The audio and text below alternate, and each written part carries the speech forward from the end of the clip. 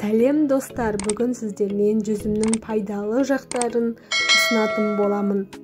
Жүзімнің құрамында Р, С, В1, В2, В6, Д, Е, РР дәрумендері, калий, магний, кальций, фосфор, кобальт, никель, титан, бор, алюминий, силиций, йод, цинк, күкірт және марганец секілді микроэлементтер болады.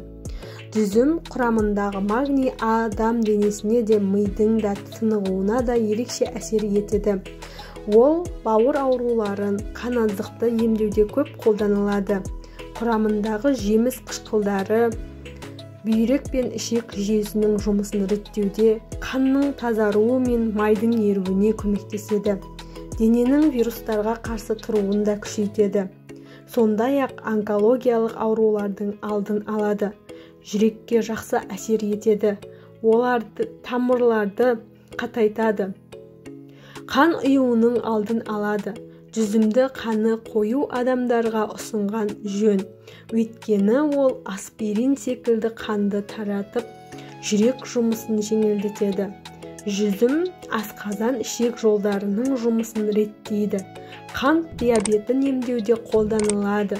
Астмасы бар адамдар үшін пайдалы. Адам терісін, балғын әрі жас болуына ықпал етеді.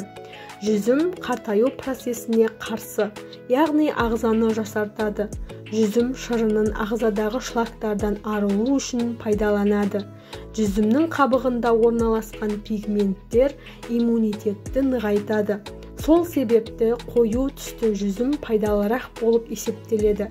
Қазіргі таңда жүзім косметология саласында бет терісіне арналған кремдер жасау үшін және целлюлитке қарсы өнімдер үшін қолданылып жүр. Жүзімнің еркектерге белсіздіктен арылуға көмектесетіндігі де дәлелденген. Видео ұнаған болса, каналға тіркеліп лайк басуды ұмытпаңыздар. Келесі видеода кездескенше.